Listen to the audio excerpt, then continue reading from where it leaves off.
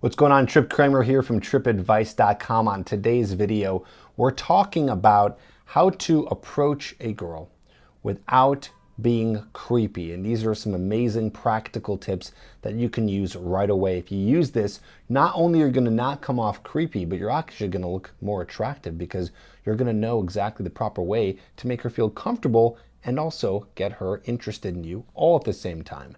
Why don't we dive in? First thing is this. When you go over, you can use what's called a false time constraint, okay? This is old pickup stuff here, the FTC, false time constraint. Basically, you go over and you say, hey, 2 seconds. It's basically like saying excuse me without saying excuse me. So you say, hey, 2 seconds. I wanted to come say hi. Hey, 2 seconds. I wanted to come say hi. That's your opener right there, right? So that means that when they hear 2 seconds, I wanted to come say hi. That means that, okay, you're not going to be there for that long. This is quick. This is not something where you're going to be sitting around a while or standing around a while talking to them. Makes them feel just a little bit more comfortable. 2 seconds. I had to come over and say hi. Next, always approach from the front, okay? Never approach from the back. People don't ever really approach from the back unless they're trying to be creepy or weird, right? It's like not very in line with the social norms. Better to approach from the front. Now you might be saying, well, Trip, what do I do if I see a woman and she passes me as we're walking? All I can do is approach from the back. Not necessarily. You can go back to approach her, but instead of tapping her on the shoulder from the back, you can run up a little bit, jog, not run, just kind of like step a little bit more in front of her. And then now you're in front of her and then you say, hey, 2 seconds, I wanted to come say hi. Right? So yes, it still might startle her a little bit. You can't really get away from that, but it's better than just coming up right from the back and doing some sort of tap.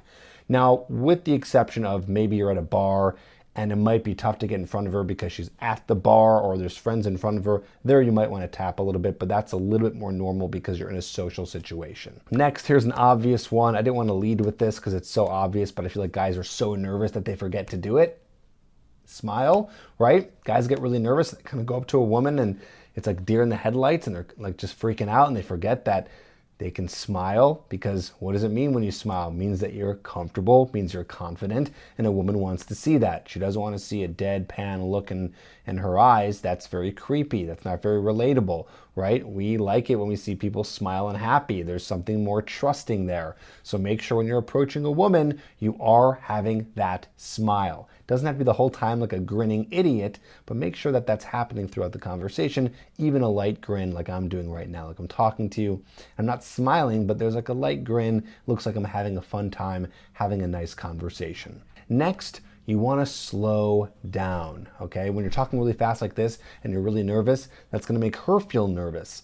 You see, your energy and what you put off when you're in a conversation can be easily picked up by someone else. It's called the law of state transfer, which means how you feel, you can actually make someone else feel. For example, you ever hang around a friend who's down in the dumps and really sad for some reason, but even that reason for sadness has nothing to do with you, but they're just feeling down, and then you start to feel down, you start to take on that person's energy. So if you're going up to a woman and you're really nervous, talking really fast, they're going to start to feel kind of anxious and weird around you.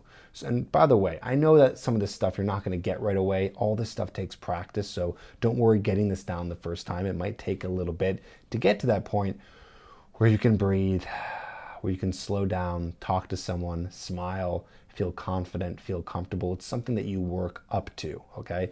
And that's totally fine. But remember, you want to work up to that. Talking in a slow, confident way. Of course, sometimes you might talk a little fast, but then you might come down here and talk slow or talk at a normal speed, but just don't always be talking at a very fast pace like I'm doing right now. It's going to make her feel a little bit anxious and also show that you are nervous, which is not very confident. Next, make sure you talk about you, okay? This is one of my biggest tips. I talk about this to my coaching clients who I'm coaching and telling them what to do when they go out and do approaches. And that is, you just want to make sure that you're talking about yourself a little bit and not just pounding them with questions.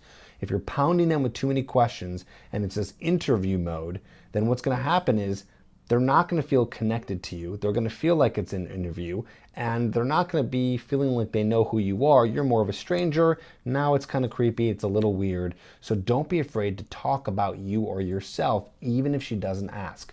So that's my point here. she might not feel comfortable in the conversation quite yet to ask you questions because you're the one who approached and is leading it. So instead, you want to offer some statements. Okay, and again, if she's not saying anything, then you have to follow up with a question so the conversation can keep going. But the idea is, can you tell a little story based on whatever you're talking about? Can you listen to what she's saying and kind of word extract? You know, when she says, like, for example, like, oh, I'm from Austin, Texas. And then instead of saying, oh, cool, how do you like it? You can say, oh, Austin, Texas, awesome. I've always wanted to go there. Or I've never, been there before. Or, I was there a year ago at a bachelor party. It was so much fun. Like, what can you say in the conversation to offer up information about you and not make it so one-sided with all of these questions? My coaching program, which you can find at coachedbytrip.com, I'll put a link down below, helps you with all of this. So if you feel like these tips are great, but you need more help, more one-on-one work, like you and I working together and really solving this problem, then you can go to coachedbytrip.com and apply today. I have all kinds of programs, one-on-one with me. I also have a group mastermind that I just started that's amazing with guys who are learning together as a group, and it's really helpful. If you need that help, coachedbytrip.com. If this helped you and these tips work for you, press that like button, and I'll see you on the next video.